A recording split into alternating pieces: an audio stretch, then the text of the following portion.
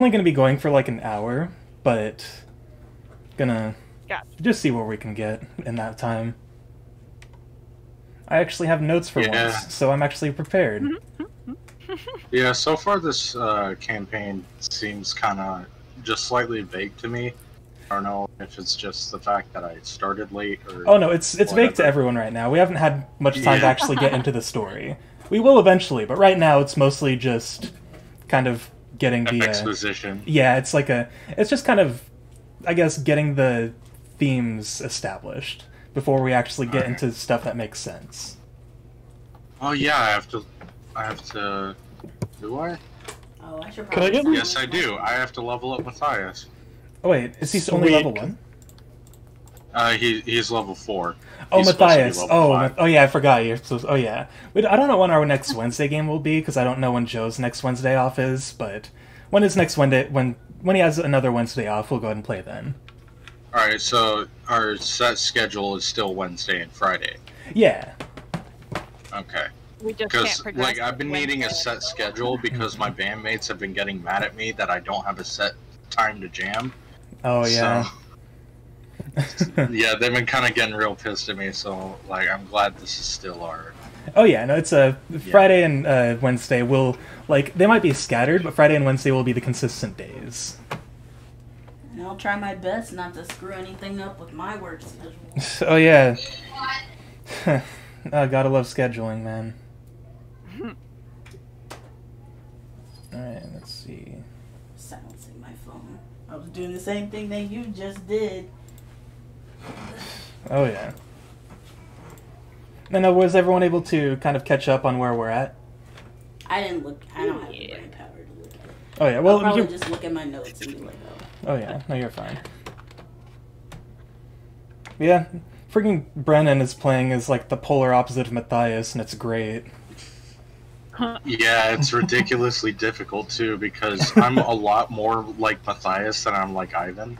So it's really hard to play somebody so energetic, because I am such a monotone person. That is totally understandable. It's honestly why I didn't really make it in theater in high school. Because I I'm get just that. too damn monotone, dude.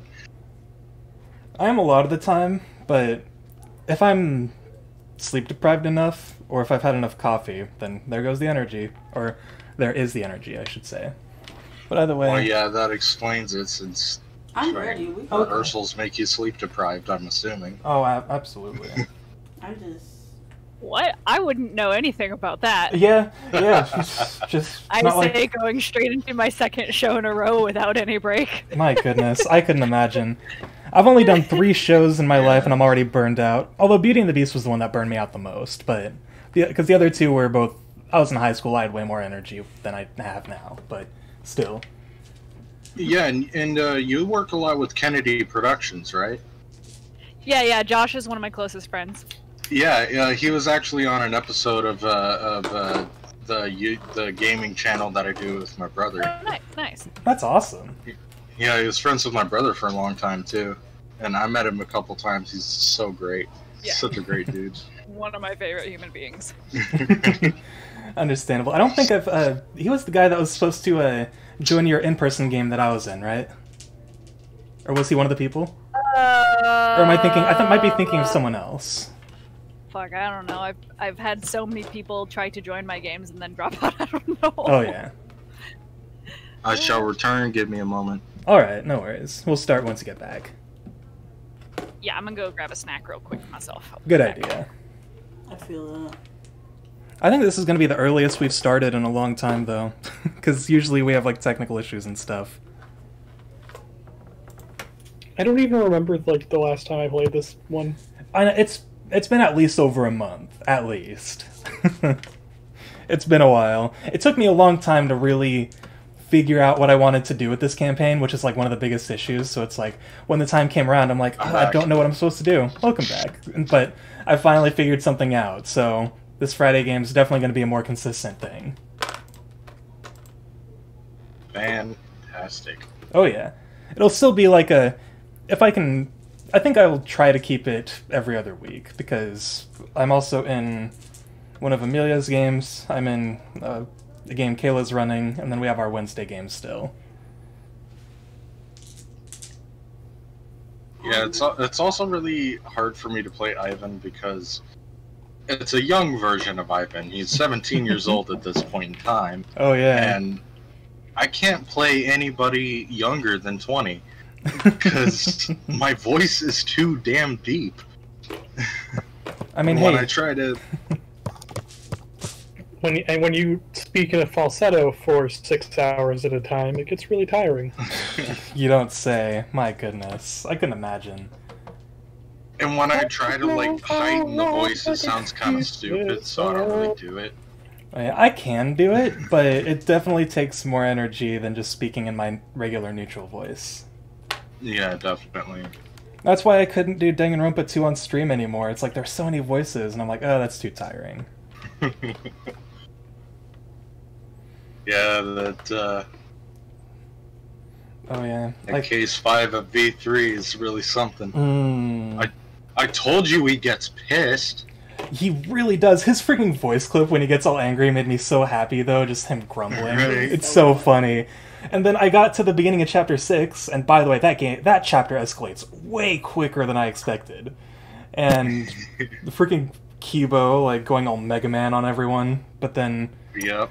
Like, it introduced a new mechanic, and the moment I saw that, I'm like, nope, not playing anymore. Because I'm like, I mean, I will get back to it, but it's like, I was not ready. Yeah. Like, I don't want new mechanics in my visual novels. Alright, hey, is everyone back?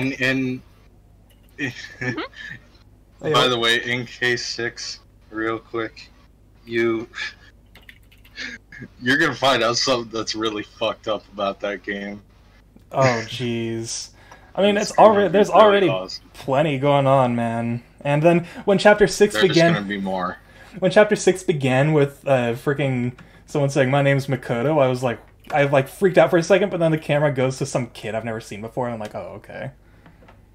Like, I think they did that intentionally.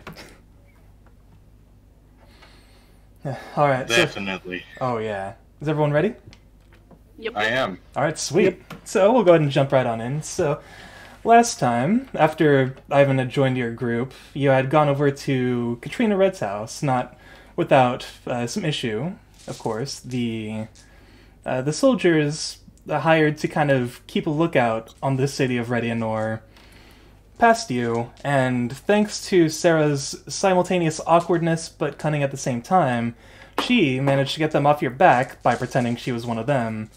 And then once they passed, you guys just went to Catrina's house. And there, she gave you 2 jobs to do. The first is to head into the Agor Mountains to the southeast and obtain some ore for the town's blacksmith Guidry Rattlecrap. And after you obtain the ore and bring it to him, the second is to use the weapons he forges to slay the werewolves outside of town. But the first part of the job would be to go ahead and look for this blacksmith and get further details on the job, since all Catrina had was the name of the client as well as what the job is, but the client has more details for you. So with that, we start outside of Catrina's house.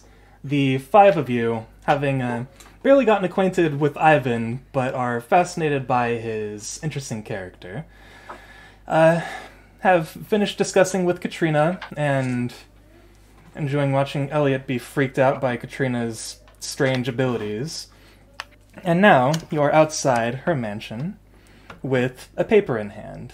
And Ivan, I suppose you'll have this paper. It's the paper documenting or detailing at least the partial details of your job. It just tells you the name of your client and the job itself. So the name is Guidry Rattlecrap, and the rest of you would know that his shop is in the same shopping district you went to when you stayed the night at the inn previously. So you would indeed know the way. You've never met this man, but you know where he is. So with that, you guys are in the district of the mayor's house. So, what would you like to do first? Is we gonna find a blacksmith or not? I need to look at my character sheet. Sorry. No worries. It's been a while. been a while. Oh, jeez. I would like to get some new clothes, especially since we have been trouncing about in the wilderness high on fucking shrooms for the last 3 days. Is that what we've been doing? I remember, the last thing I remember was giving Elliot a mushroom and getting them high. Oh, yeah. Oh. And Okay. he had quite a night with that. Just nothing but paranoia the whole night, basically. Oh, so no different from regular for Elliot then. Pretty much, only he saw a lot of things that weren't actually there, and it made everything that much more worse.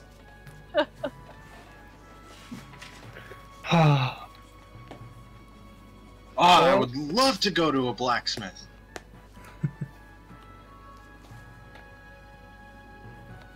Maybe I'll find a new weapon I can master.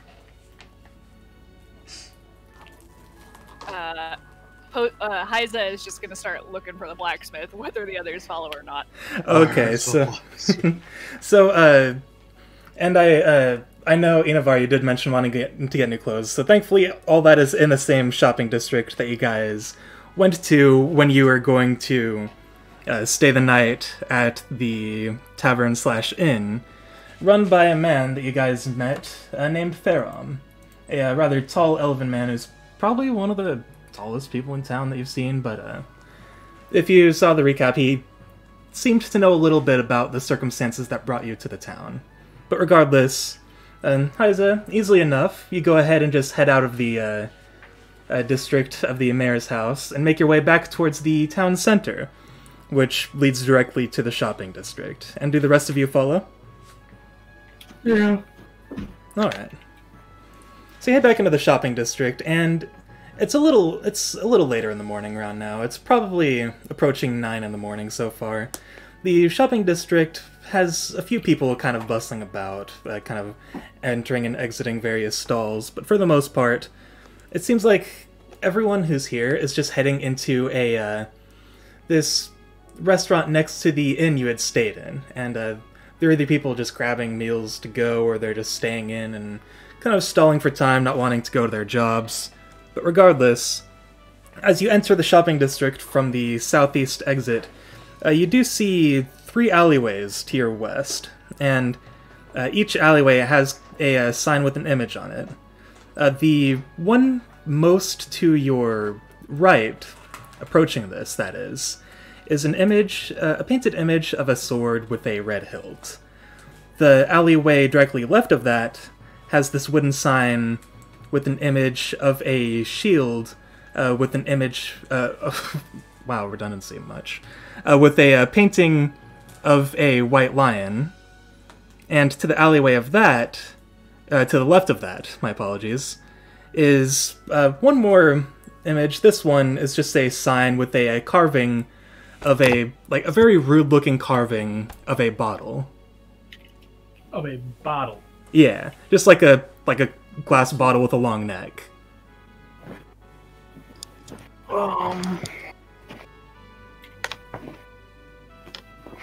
Well, we need to talk to the blacksmith, guys. I say we go down the one with the stabby thing. Yeah, alright, that sounds like a good plan. I agree. I skip merrily down the alleyway. And I skip merrily behind him. Oh jeez, this is going down this alleyway. There are like a couple people just kind of hanging out. Like there are some side doors in the alleyway. You're going past like in the various buildings, kind of lining this road, and you can see a couple people looking out the windows, just kind of staring at this strange pair skipping down the alleyway.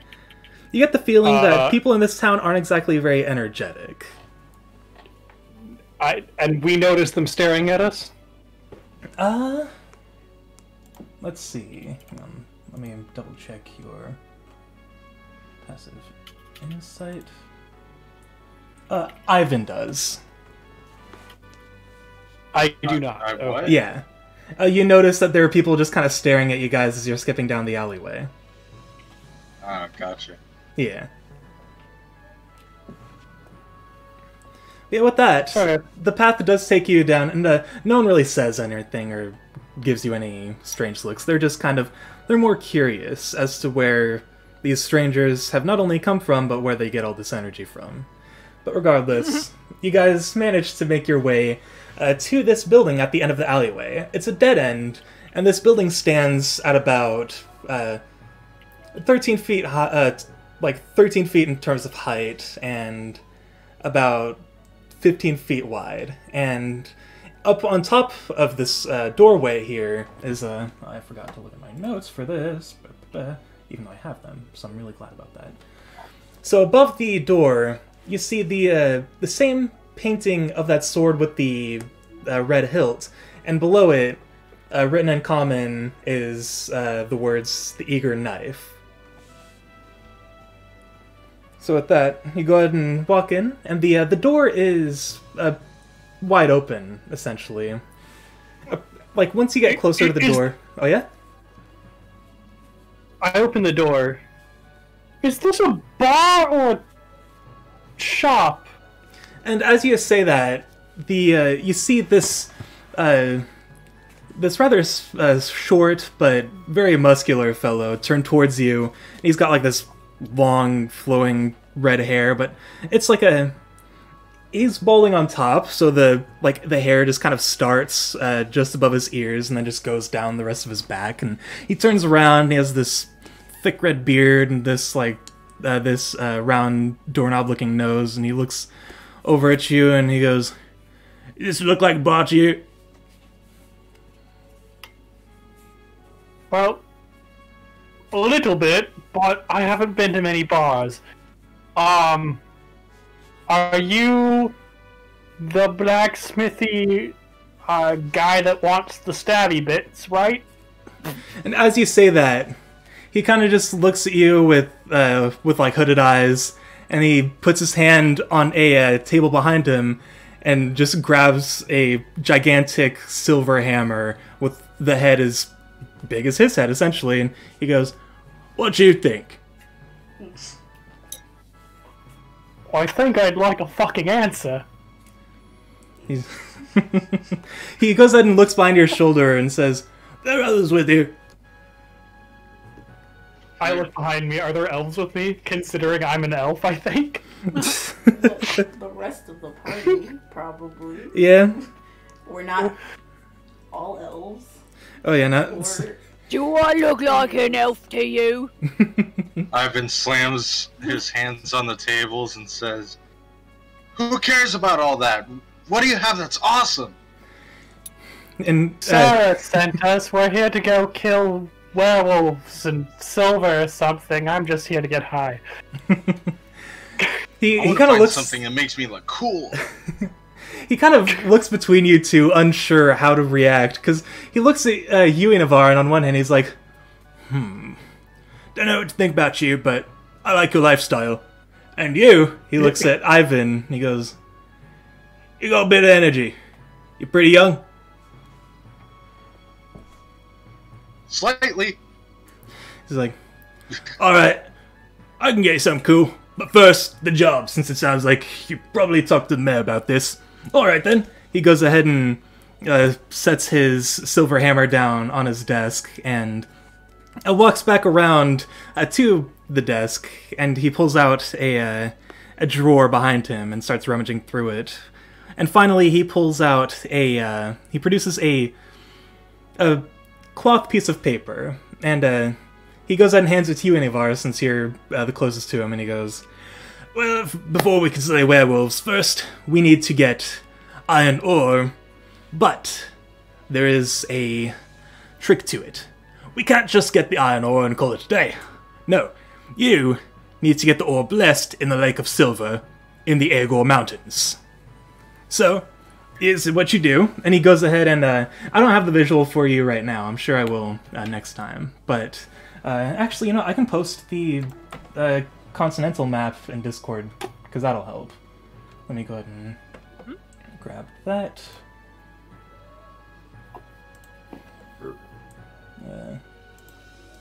Thank you for cooperating with me, computer. For some reason, it doesn't like to pull crap up.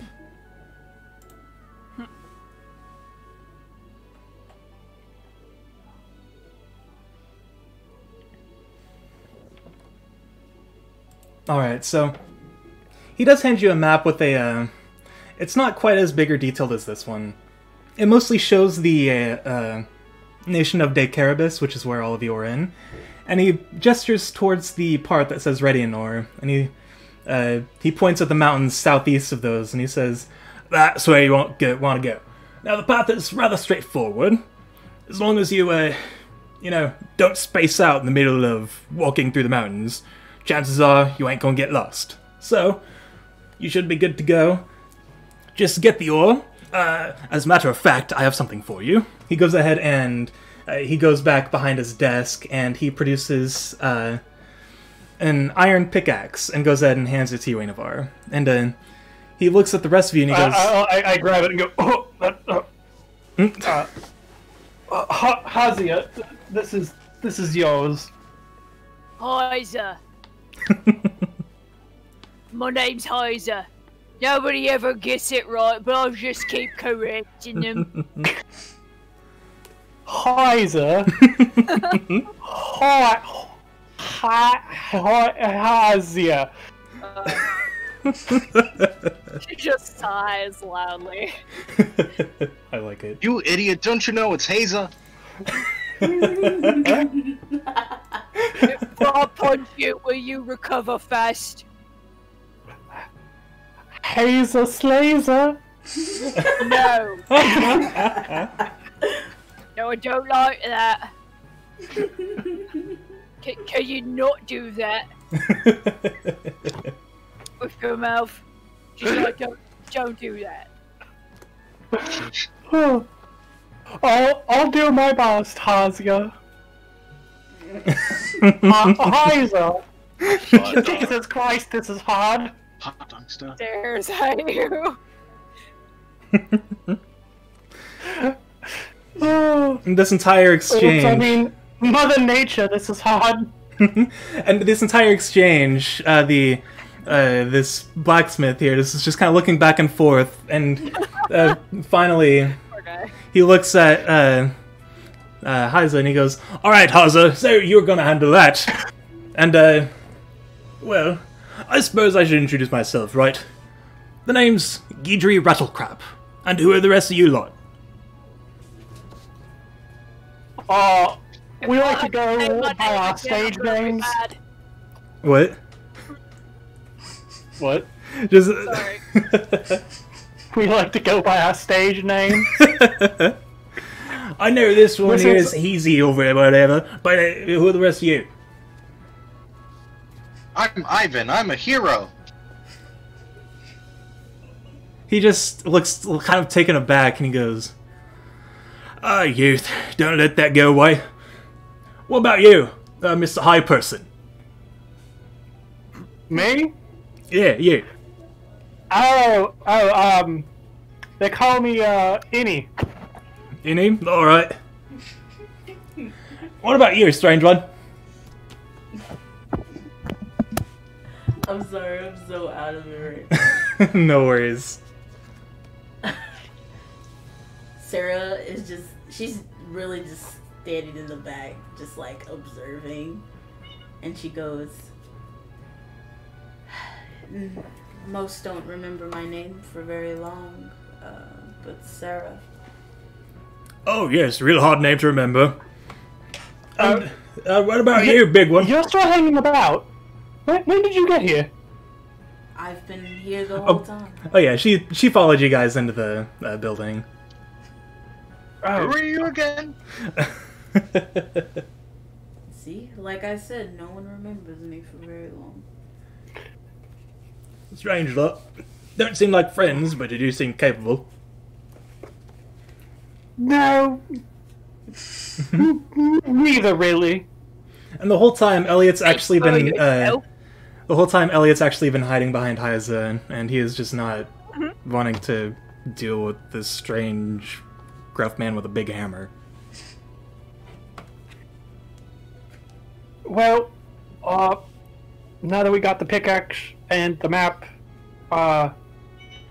Ivan, didn't you want a bit of stabbies to stab and stab? Yes, what do you have that's awesome?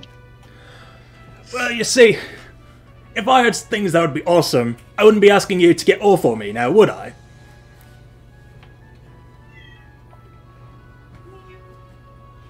A simple that's no would have been fair. fine, but okay. Since you're pointing out you don't have anything awesome, do you got a bag of rocks? He kind of smiles a little bit, and he goes, "No, but I could probably grab some out the backyard." Oh, well, I'll pay for the bag. I'll pick them up myself. All right, suit yourself. He goes ahead and he goes back behind his desk and pulls out like this rather small burlap sack and goes, "Hey, don't worry, it's free of charge. It's just a bag. I got plenty of those. Can make them myself. Yeah, Okay, my thank own you. handicraft." Yeah, no I'll problem. just kind of shove it in a pocket. Then he says, "Well, anything else you want to know before going in the mountains?"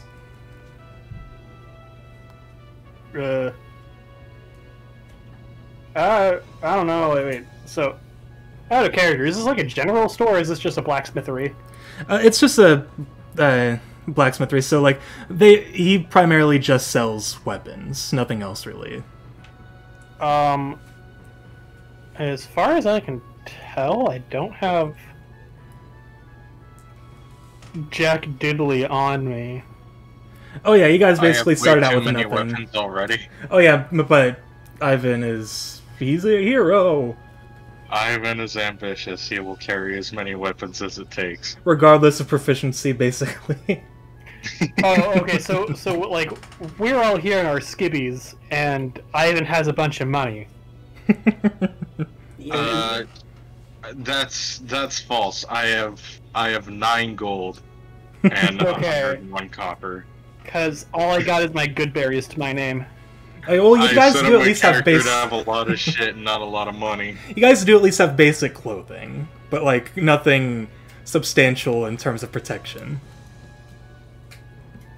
According to my character sheet, I have Jack Diddley in my inventory.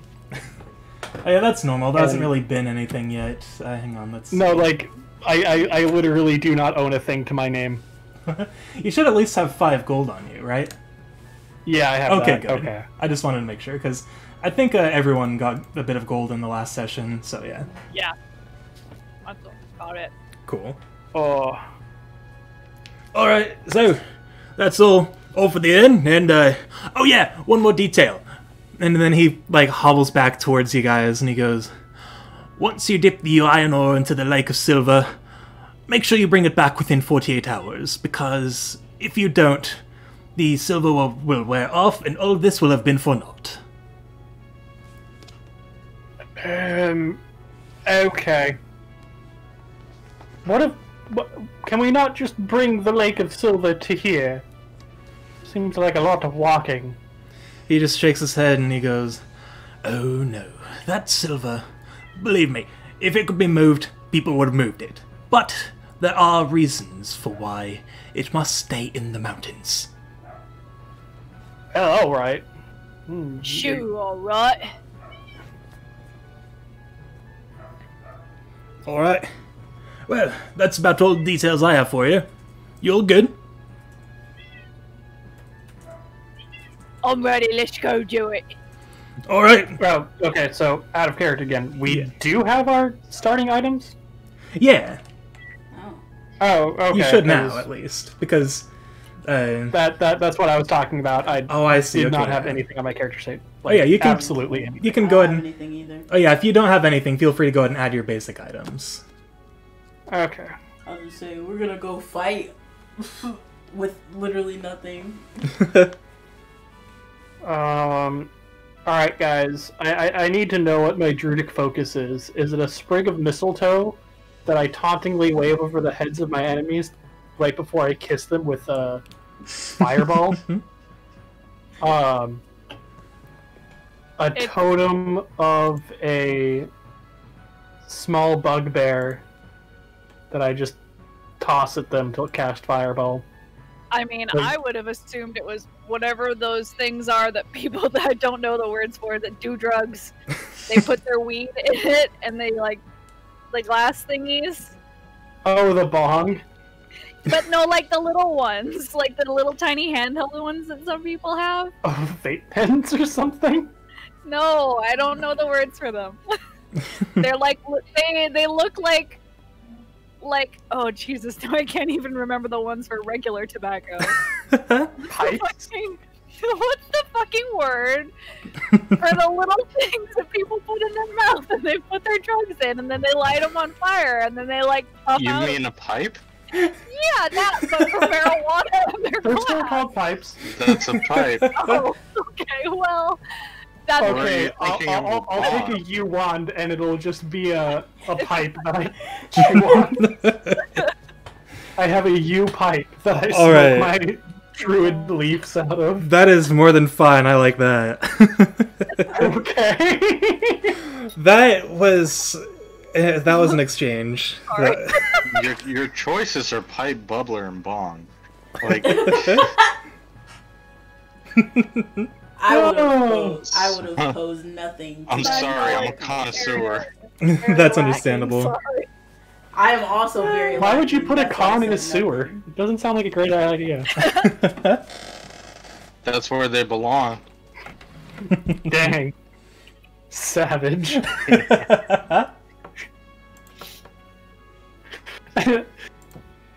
Wow. Oh, I feel like this is why I never get anything done in D&D games. I'm such a... Honestly, I love it. Alright, let's keep going.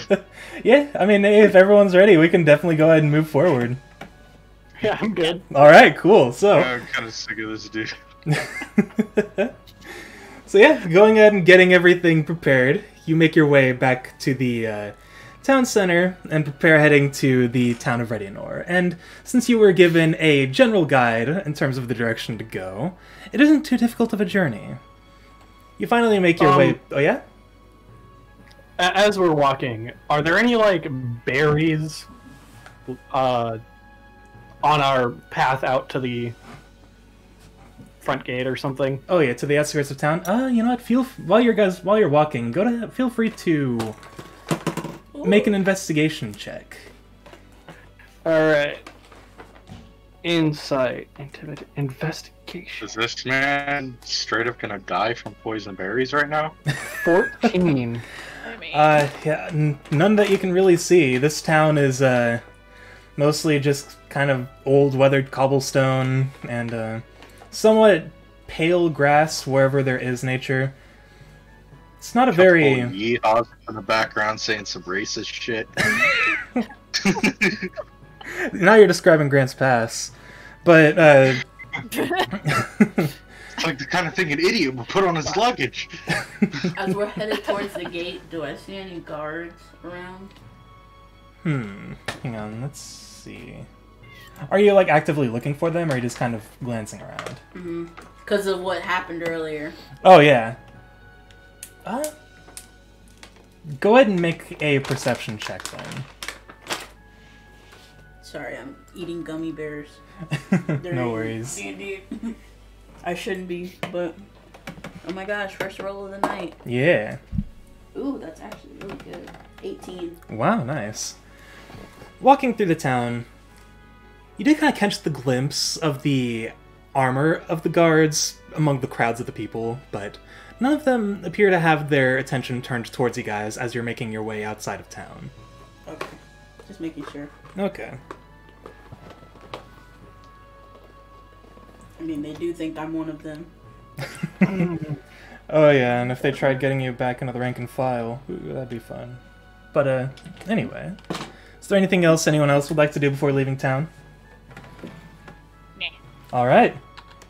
So, with that, your journey finally does take you to the outskirts of town, which you are somewhat familiar with, considering that's where you came from when you were escaping your prison. And as you're getting closer, you do see the prison up ahead. It's now that you're looking at it from the outside, you can see that there's this rather tall hill outside, almost unnatural in comparison to the rather flat grounds here. But in this hill, you can see the stone doors leading back into the prison. So the actual prison is essentially nowhere on the surface and is entirely underground. And that's just something you notice seeing it from the outside now. But regardless, your journey does take you across the somewhat gray fields around Redianor. And Innavar, you have kind of picked up on this in your time in Daecarabys in general. A lot of the nature around here is either dead or in the process of dying. A lot of the trees lack leaves, the grass is graying and getting pale, and you don't see a lot of wildlife wandering around either. You catch the glimpses of mosquitoes and flies, but aside from those, there isn't really any other wildlife roaming the fields of Daecarabys. Is there a magical source of this destruction of wildlife that I can determine? Because this doesn't seem natural. For this, I'll let you choose. Feel free to either make an Arcana or History check.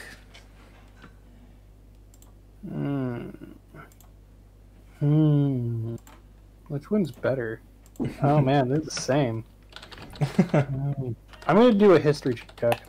Alright. Maybe my old-ass elf buddy knows. I got a 20, unnatural. Wow, nice. Alright, so you do know that there is a cause to this.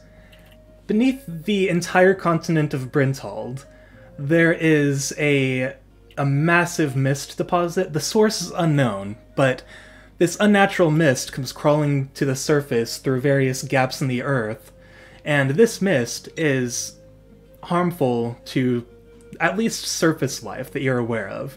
When living creatures get it, oftentimes they'll end up sick, they'll be seeing things, and then eventually, if you are exposed to it long enough, you do end up dying. So the dying of the nature around is a result of the mist just having taken its toll on the poor land for who knows how long since it's been around. Oh yes, the deathly fog.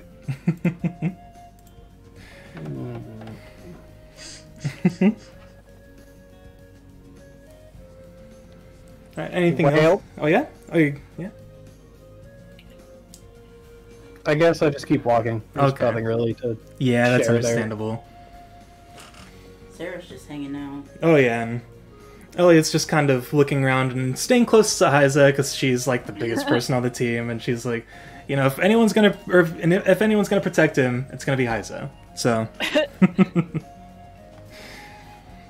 and then with that, your journey takes you across the graying fields, but the further southeast you head, the greener the grass starts to appear. Once you have left the outskirts of Redianor, you find the nature starting to get slightly more lush. You didn't see it from a distance, but as you approach, you begin to see scattered trees about, with actual leaves lining their branches. The grass feels a little more fresh, and the wind just has this natural aroma of... it's like the smell of almost like freshly cut grass. It's like that smell, more or less, as the wind blows across these fields. The leaves blow across them, and directly to the southeast of you guys, you can see these two rather large trees, both standing at about 30 feet. They extend up about 20 feet, and then at the top, they kind of curve upward, and their branches tangle with each other, forming a natural archway. Behind these trees, you can see the red cliffs leading into the Agor Mountains. The grass begins... stop at the arch. Okay. You go ahead and stop at the arch, and kind of standing in the middle of it, you feel a slight difference in the air. The air in this green part right before the arch feels much cooler, and it has more movement to it, but the air beyond the arch feels a little more stagnant and almost slightly warmer as well. I'm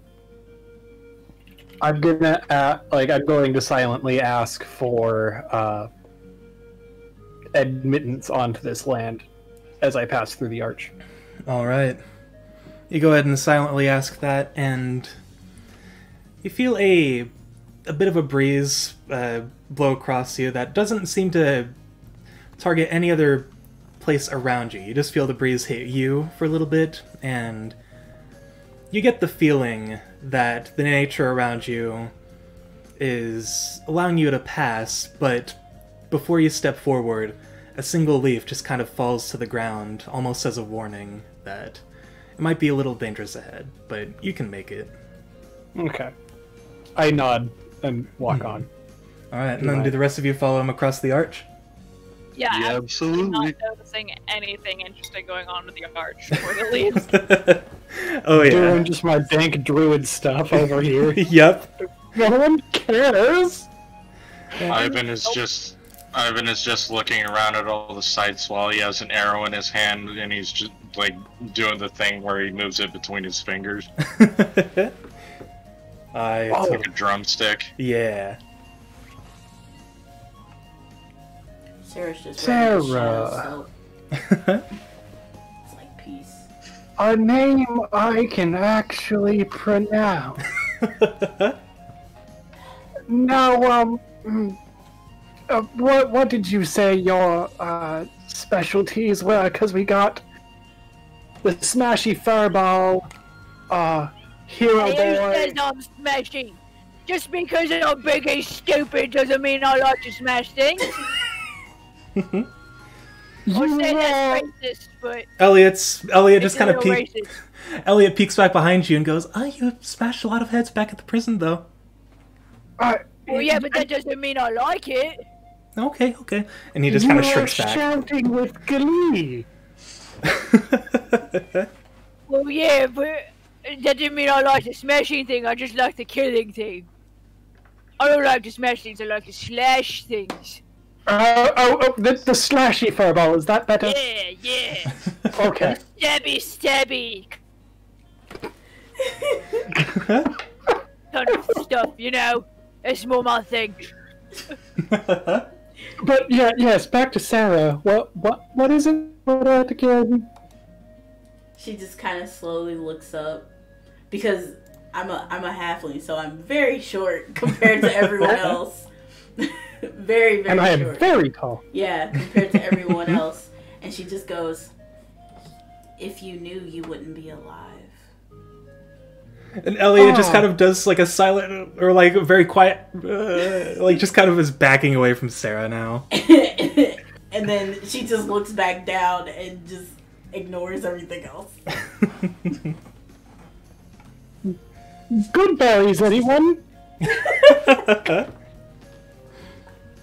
Alright, so actually, with your previous investigation check, we'll go based on that. While you're going through this mountain trail, the grass has grown thin and has given way to almost a gravel-like surface, but you do manage to find some loose blueberries here and there on your way through the mountainous path, and if you choose to collect them, you will obtain about, I'll say about 10 blueberries on your walk. I'll take my 10 blueberries. Alright, there you go. And as you guys are going through this mountain path, you start walking for a couple hours through this path. It's like Guidry had said, it's a pretty straightforward path. The one that you're walking, that he directed you to, is definitely more beaten and worn, so you can tell that this is definitely a place that many people have traveled to, likely Guidry himself in the past, to obtain the ore from these mountains. And there are branching paths with that are slightly less beaten, but they lead off into other directions that you have no idea where you'd end up if you walked on one of those, which is probably why no one uses those. But as you're walking along the path, you begin to hear the faint sound of the strings of a lute being plucked, along with a male's gentle voice just kind of singing into the breeze. It starts getting a little closer the more you walk. And about 40 feet away from you... Oh, yeah? I suggest we hide. I will instantly stealth. Alright, hey, if you guys want to hide, you can go ahead and make stealth checks. Oh, Jesus. Hiding's for cowards. I draw both of my hand axes. Natural 20 plus 8. Jeez. All right, you are basically invisible. You're in another plane at this point. Is there anyone else who's feeling like hiding?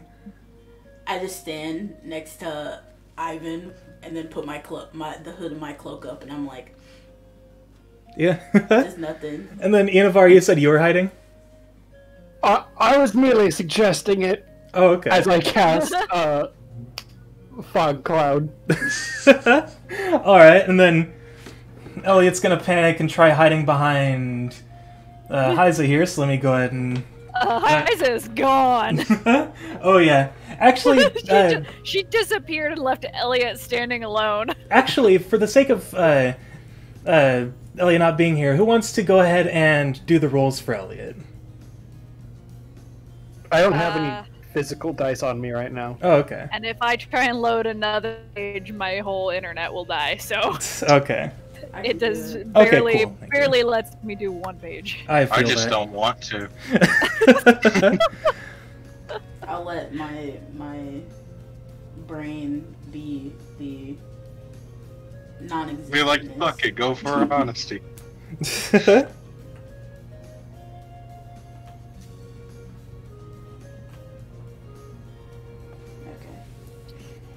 So yeah, just go ahead and roll stealth for him.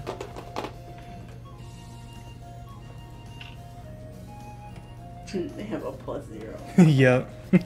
Oh, that's gonna be fun. 10. Alright.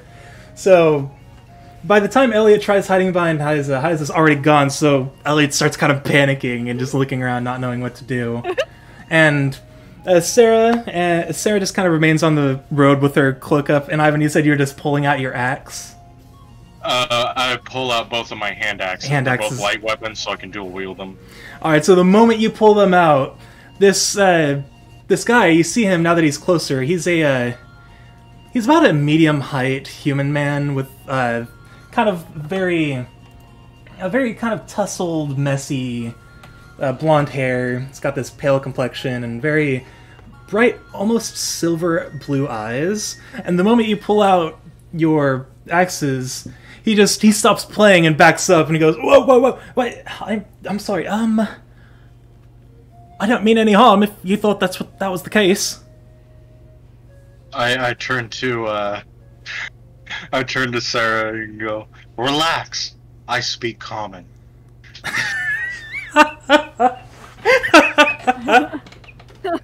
Sara just takes her hood back off and just slowly looks up at Ivan and goes, I also speak common. And the man in front of me goes, I do too. I can speak a bit of Elvish as well, if that pleases thee, sir. I put the hand axes away and say, well, what are you here for? I pop out of a tree. Vishnu Van Titi? The moment you pop out of the tree, kind of he's like, what? Vishnu Van Titi? He goes, what's the word? What's Elven for? What you doing here, punk? And he doesn't actually comprehend, and he just goes, see? I don't know, I'm sorry. I know Elvish, but I only know a little bit. Oh, well. Either way, Smoke? my apologies, I'm sorry if we got off on the wrong foot. Well, I don't know about you, but I've been wandering through these mountains, looking for something deep within. Mind explaining what such a strange bunch like you have come in here for? Yes, I would. It's like, okay, that's reasonable. Alright, well. But, perhaps you could point us in the right direction of wherever we're supposed to be going. Oh. Does anyone remember what we're supposed to be doing? I don't know, something about getting that rocks. ore, the silver stuff. Remember? Oh, Silver! The moment you say that, his head perks up and he goes, that's actually exactly where I'm heading.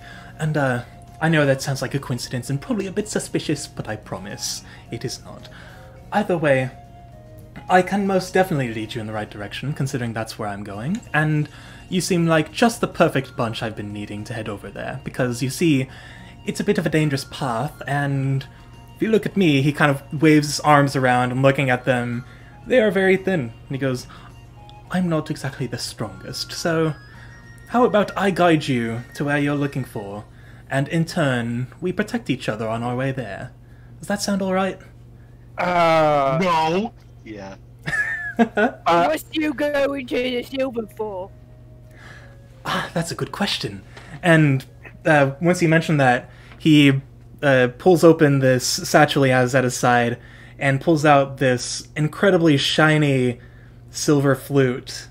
And he holds it up and he goes, I come from the town of Garsil, a little further to the southwest of here.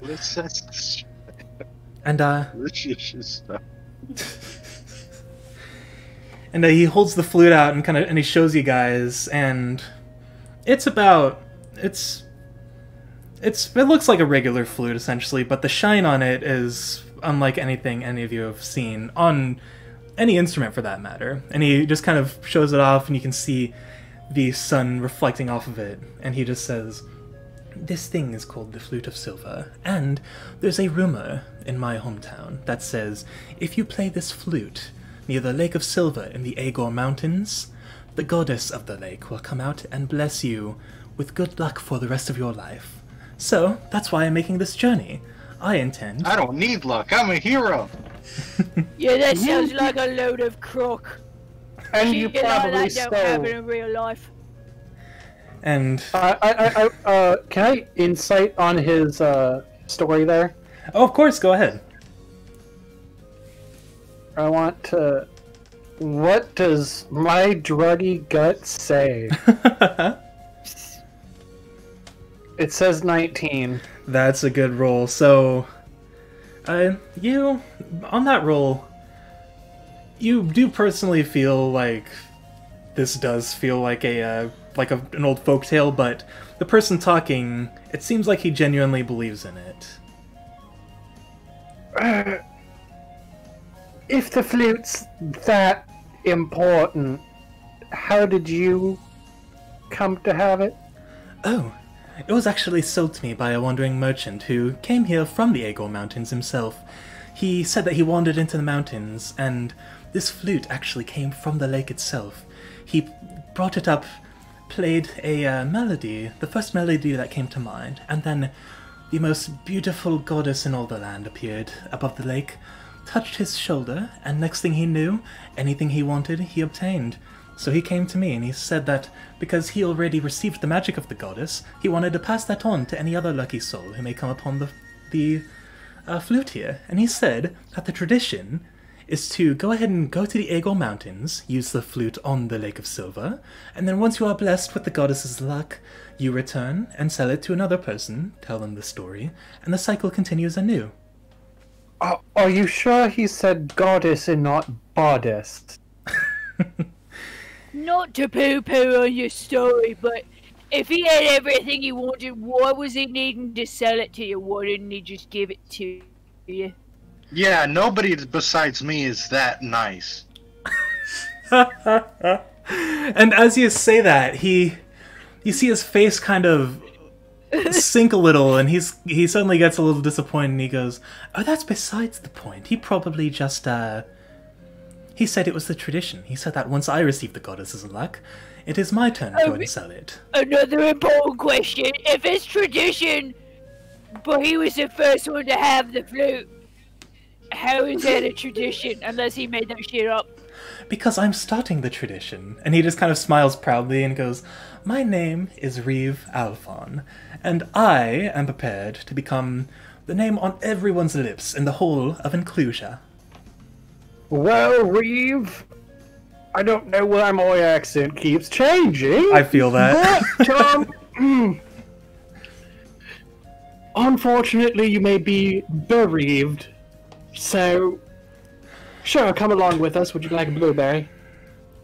You can't see it, but I'm facepalming right now. I approve, but I disapprove at the same time. That's the appropriate way to deal with puns. Yep. And as you offer a berry, he just goes, "Oh no, thanks, I'm good. I only drink the finest waters. I must keep my voice nice and smooth, for you see, I am a wandering musician, and it is my life's destiny to travel all around the world and spread my music to everyone who wishes to hear it. So, I appreciate the offer." Wow, high class fellow. Let's see. If any of this story is any remotely a lie, I'll let you even choose which high-quality weapon I have I get to kill you with. Why are you killing someone for being tricked? They were tricked, not you. And then Reeve just looks around and goes, reconsider your heroiness. he goes, "And who's to say it's a trick anyway? You won't know until you try, right? I mean, stranger things have happened in the world." That's why I'm talking about my berries. They're magical. And Elliot just kind of looks at Reeve and goes, "Don't trust anything he gives you." And just... Fair. That's fair. Poor Elliot. Oh, he was traumatized last session. My goodness.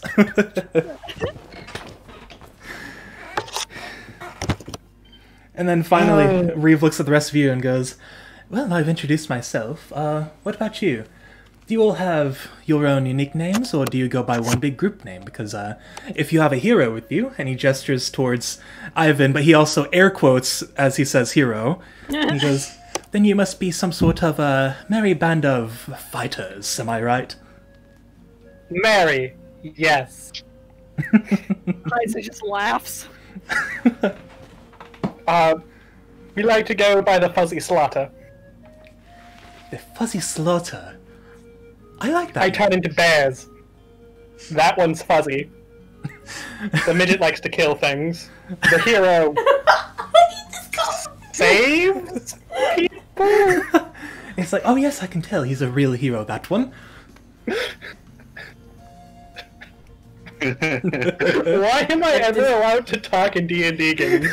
No, it's great. I love this. At this point, Sarah's just gotten bored and she's just sat down and crisscross applesauce. It's either I walk away or I sit here and wait.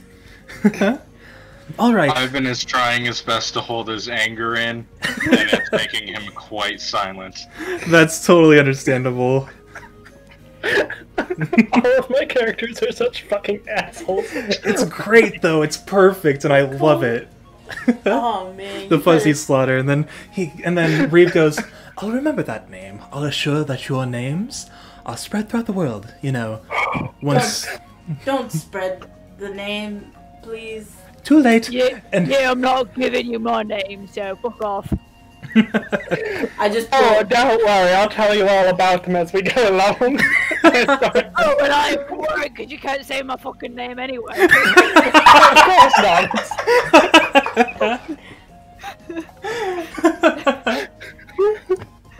Sarah just looks up at the guy and goes, "Oh, you would not spread it if you know what's good for you." And he says, "But if this rumor is true, then you can't quite kill me, can you?" What rumor? I mean, Watch me! He goes, okay. Oh, don't worry about them. And I grab him by the, elbow and I begin skipping along down the road with him. Jesus. And he's just kind of stumbling, not sure what to do, and then he just, he gets into a flow and starts skipping along with you. I just look up at Ivan. Come on, Fuzzy Slaughter, let's go! I just look up at Ivan as I stand back up and go. Ivan has one of his hand axes and is just making the motion like he's about to throw it at the guy, but decides against it, puts it back. I pull out my short bow and I look over at him and I go, "Should we just kill him now?" While his back is turned, you throw your axe, I shoot my arrow. No one will know. Haiza just kind of leans down, is we talking about Innavar or is we talking about the new guy because I'm down either way. she just points up at Haiza and she goes, either Oh boy. It's like, I have multiple arrows, we can do both. I raise my hand to both of them and say, I want to see where this goes. I just go, Yeah, alright. I'd rather not see anything right now, and then I just follow behind. Yeah, we all follow behind Innavar. Alright. So, with that being the case, Innavar, since you are technically in the lead right now, could you go ahead and make a survival check for me? Of course. Yes, a 25. Holy moly. Beautiful. Well, he is a Wow. druid. That's true. So, as you're wandering through the mountains, you do kind of start spacing out just a little bit in the next hour of walking, and just kind of skipping along with this strange man named Reeve. And but as soon as you start spacing out, you feel the air around you kind of start guiding your eyes back in the right direction. And I hold up a hand for everybody to stop. Mm. And I look in the direction I'm supposed to be looking. I Okay. stop a little bit later than signified, so I'm a little bit, like, in front of him, but I just take a step back. Okay. So ahead of you, you can still see the path spiraling up further into the mountains, but based on just your natural instinct, you do sense that just continuing along this path, you will find your way into the destination you are seeking. Okay, what was I supposed to be looking at then? Oh, nothing in general. I just wanted to make the survival check to make sure you were keeping track of where you were going. Oh, okay. Yeah, alright. So with that, you continue moving forward, following this path, and as you're going, Riva's just kind of telling you a bit about where he came from and how he was born in a military family, and he was supposed to be a knight working under the Daecarabys military, but he hated the government with a burning passion and decided to run away and change his name, and became the traveling bard Reeve Alphon. And ever since, none of his family actually know where he is anymore. They think that he is just dead at this point, because he's going under a false name. But for the most part, he's just enjoying life, traveling, making tips, and not actually having to do honest work.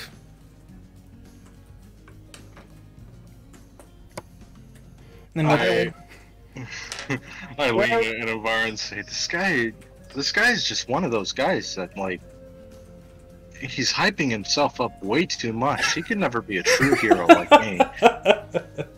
Jesus. All right. Would you like a good berry?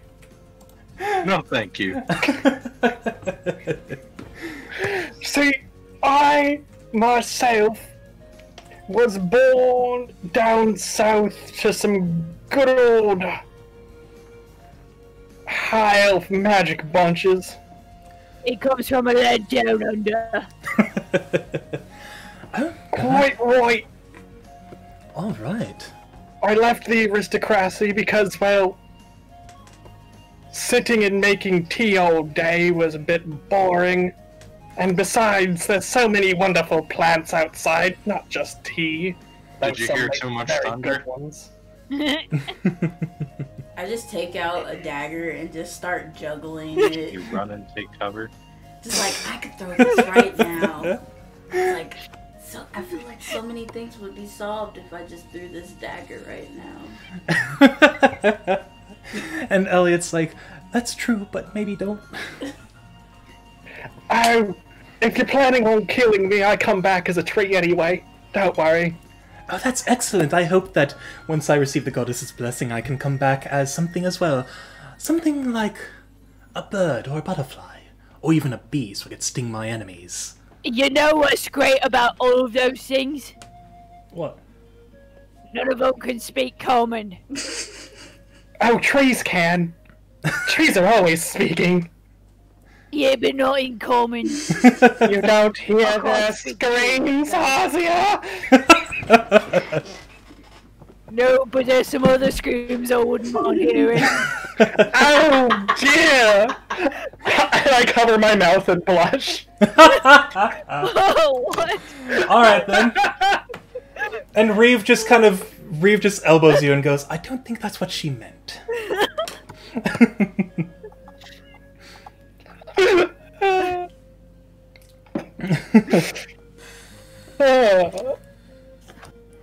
Alright, finally, with the last hour of your walk, you do approach. The path starts going downhill now.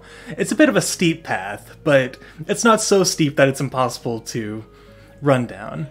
You go ahead and head back down towards down this downhill slope with the Reeve in tow, and up ahead, you can see this this man-made hole dug into the side of one of the mountains. Inside, you can see the flickering light of a torch on the west wall. And from there, it appears that's your only way forward on this downhill slope. The rest of the area is just surrounded by red cliffs.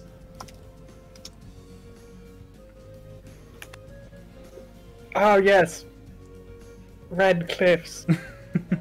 Does our map show this spot? Like in relation to where we're going? It does not, since only the maps in Brintald generally just show the towns, because the rest of the area is just not a place that a lot of people go, so they don't really care to mark those on. But you are about 4.5 hours out of the outskirts of Redianor at this point, so you have walked a pretty decent distance. So with that, as you approach these caves, Reeve just walks forward, and he pulls out the flute, and you actually, you look at its surface, and you can actually see it sparkling more than normal. And he looks at the flute, and just looks at the rest of you guys with this grin on his face, and he goes, I do believe we're at the right destination. Wait. Aren't we already supposed to have the shiny metal rock things, right? Oh, those are actually inside the mountain. So, if you're looking for the iron ore, we will just have to head further inside to find those. Oh, alright. Alright, well then, let's go forward. And, just without thinking, he goes ahead and heads into the cave. Do the rest of you follow? That was an interesting way of phrasing it, so I'm going to sneak. Alright, so go ahead and make a stealth check then. 16, unfortunately. Okay. Can I make a quick perception check, just because I want to do something? Sure, go ahead and make a perception check. Beautiful. What exactly are you... But before you do, what exactly are you trying to do? Just that way I have a gauge as to how difficult it's going to be. I'm just trying to see, like, the walls of the cave and, like, the details on them. Okay, that's easy. Yeah, go ahead and roll perception. Okay. La-di-da. Elliot just casts fireball into the entire cave, and they're like 17. Just like whoopsies. Poor Bard.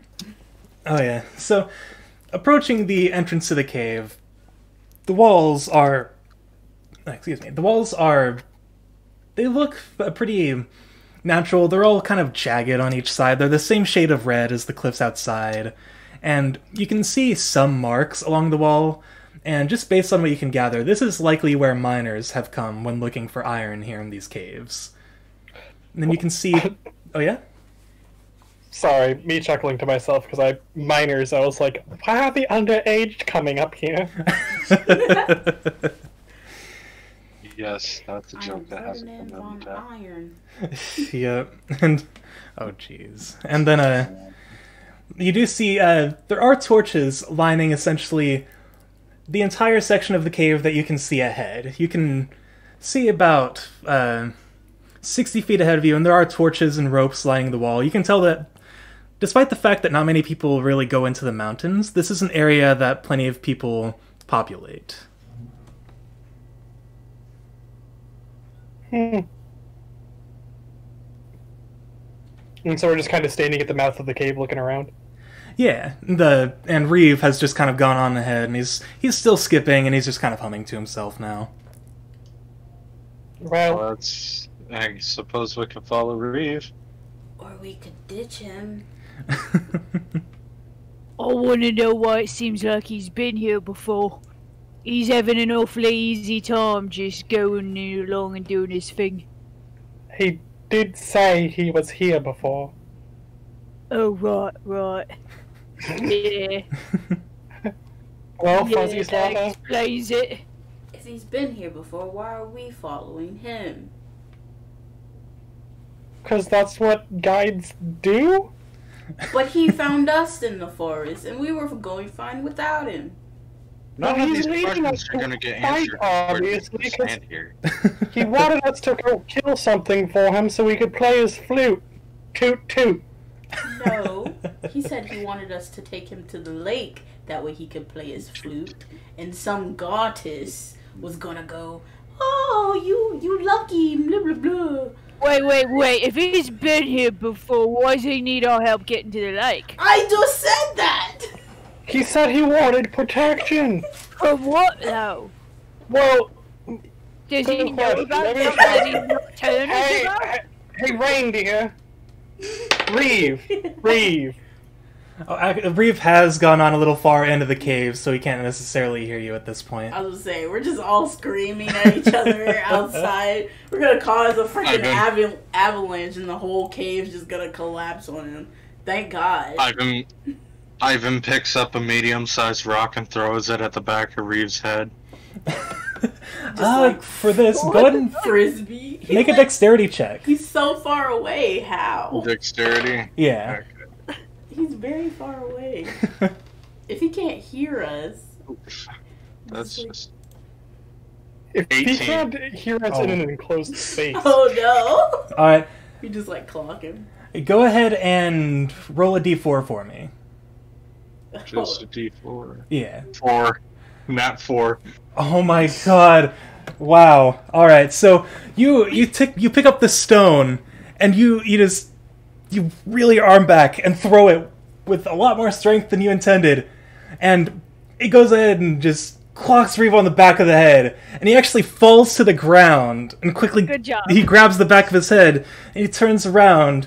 He pulls his hand back and there's actually blood on his hand and he goes, "The hell was that for?" Hey Reeve, I found a rock! Yeah, no shit! And he grabs the rock and tries to throw it back. And oh boy. I thought you'd want to see it. Go ahead and make another dexterity check for me. Okay. I want to That's slap. a 4. 4? That's a 4. Oh no. 4 total? Yep. Alright. So, wow, what the hell? He goes ahead and he throws the rock at full strength back at you, and you take 4 points of bludgeoning damage. Beautiful. This is a bard, man. You're getting hit by a bard. That's sad. Bloody fucking idiots. I'm gonna walk over to Reeves. And as you do, he's in the process of standing back up and just rubbing the back of his head. I help him up. Alright, and he goes, "Oh, thank you." And he just shakes it out of him and he goes, "So, I put 3 berries in his hand, He goes, and I eat one. Trust me, they'll help make you feel better. "Okay." And he goes ahead and just downs all 3 berries. He gains 3 hit points. Oh, perfect. I run up next to Reeve and put another rock in his hand and goes, "You know, I feel really bad about that thing earlier, so here's a rock that looks like an orc." He looks from you to the rock and he goes, "Thank you." Absolutely. And he goes ahead and puts it into his satchel and he pulls the flute back out and he goes, "So, what are we waiting for? I was waiting for all of you. Well, waiting is putting Yeah, it well, loosely." I was waiting for somebody to finally get around to asking you about what was supposed to be protecting you from. Ah, yes, that's a good question. Let's see here. Most involving you seem to be that way.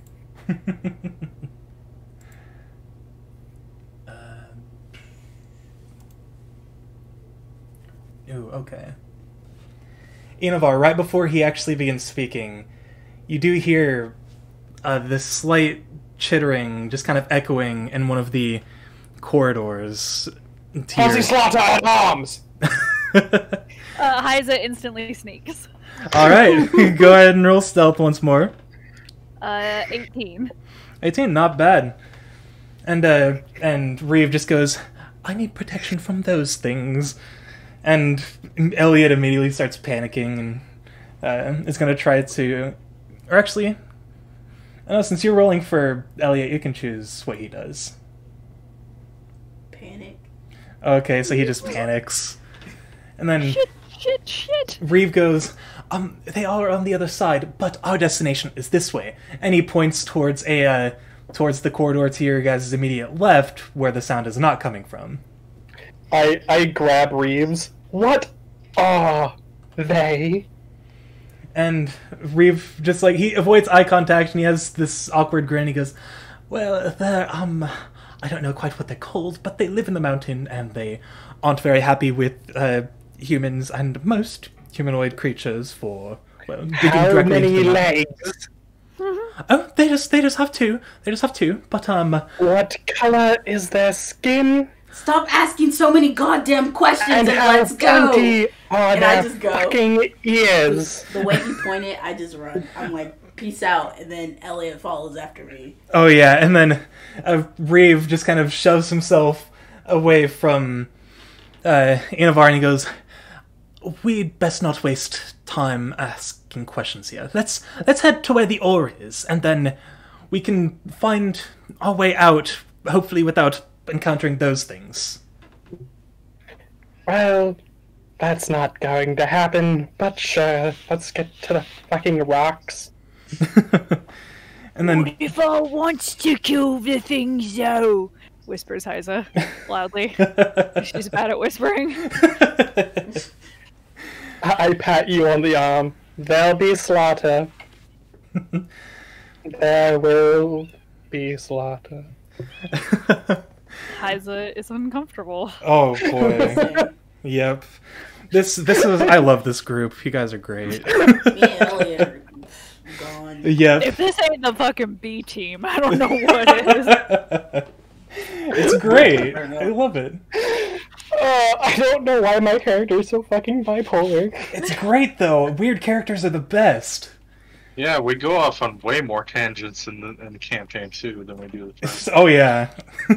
Well, we have more I guess I don't know.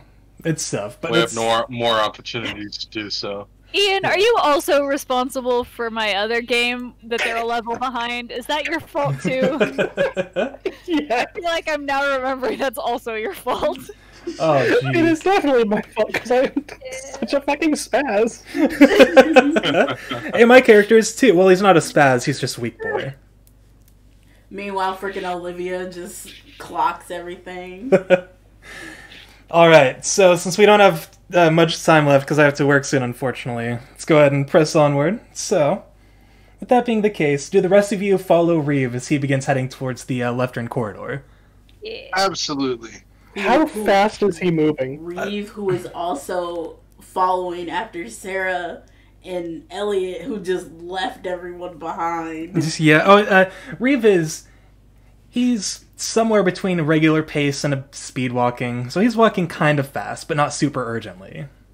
Okay, I'll follow at a marginally similar pace. Okay.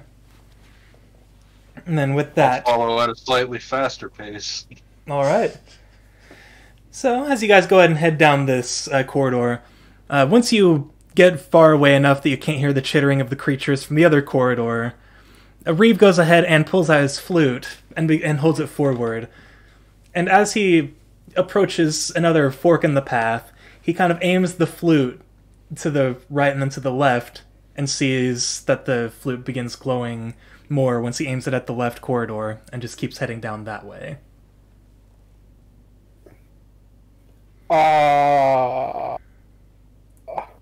Sarah's not questioning. Awesome, this might actually be true. Let's follow. Okay, well, whatever.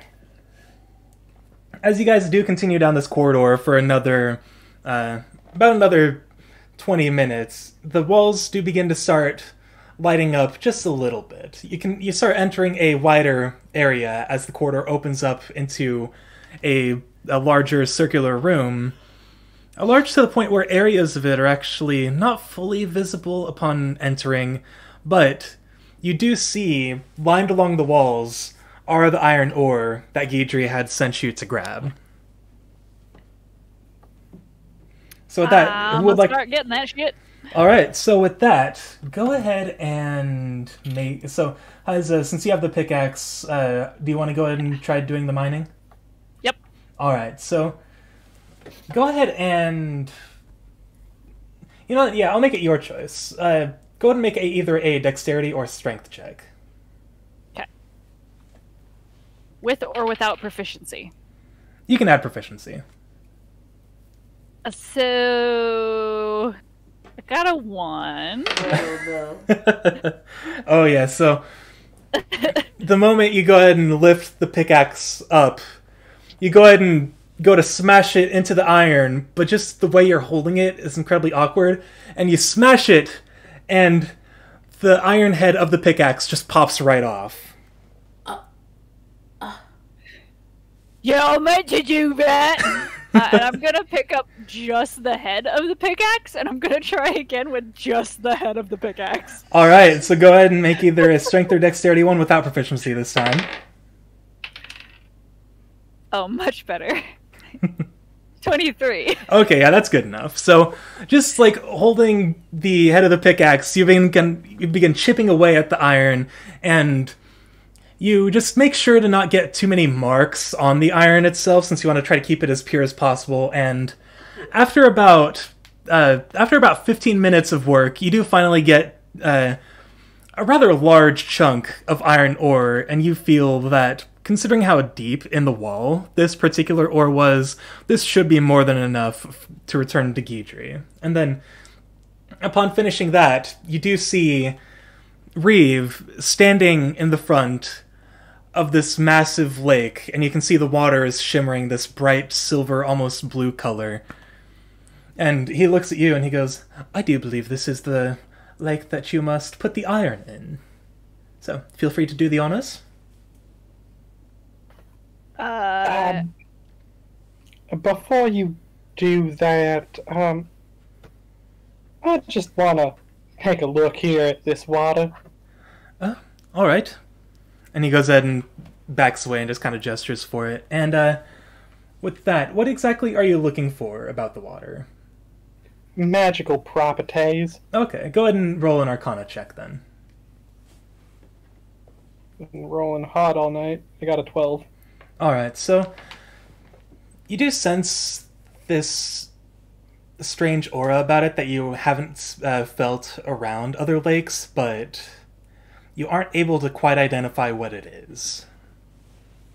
Well, lake's magic, put the stuff in. Alright, should I just drop it all in, or do I hold on to it? Like, what's the plan here? We do want the rocks back out of the water in a few. Right. Alright, I'll just hold on to it then. Yeah, right. Okay. I'm gonna just stick my fist into the water holding onto the ore. Alright, so you do that, and it just feels like regular water. It is a little cooler than you expected, but it feels like regular water. And while you're dipping the iron ore in, you see the ore actually begin to emit this glowing pulse, until finally the iron has turned into silver completely. It's pretty dope. And then with that, once that process is finished, Reeve walks back forward towards the lake and begins playing the flute. He plays a short but simple melody, but as he begins playing the notes, he sees the ripples of the water beginning to run across the entirety of the lake. You see this white glow emerging from the center of the lake. It begins to grow as he's playing the melody. He plays it a second. I'm gonna hide again. Alright, feel free to make a stealth check. 16. Alright, so you feel pretty well hidden, for the most part, and this light finally comes up to the top of the lake. And once the light disappears, you do see the figure of a tall humanoid woman. You aren't quite sure what she is, but she does look humanoid. She has this long silver blonde hair rolling down her back. She's wearing this very elegant looking green dress, and she opens her eyes, and you can see they are a bright shade of yellow. And as soon as the melody is finished, she looks at all of you, then looks at Reeve and goes, "I've been waiting for the lot of you." And with that, we'll go ahead and end tonight's session. Beautiful. That was great. I had a lot of fun. Oh, okay. Oh yeah, that was definitely a fun session, and I will definitely try to make these more consistent so we aren't taking super long breaks. It's everybody's schedule. It wasn't just yours. Oh yeah, it's definitely all over the place. Freaking adult life sucks. Oh, God. Yeah, that was awesome. You guys are a great group, and you are now known as the Fuzzy Slaughter. So, Fuck. that's your guys' Beautiful. group name now. I love it. Sarah's You're not welcome, known for everyone. that shit. Putting the laugh in slaughter. That's us. Yeah, I love it. Oh my gosh. Fuzzy Salada. Yeah, great. I am really glad you just... That was perfect. But yeah, thank you guys for coming tonight, and hopefully our next game will be on the 4th in September. Hakadaka. Alright, see you guys. Sounds good. See you guys sometime. Thanks, -2 charisma. Right. Oh, I have the jeez. strain pulled up. Oh, yeah. Alright, bye. Later.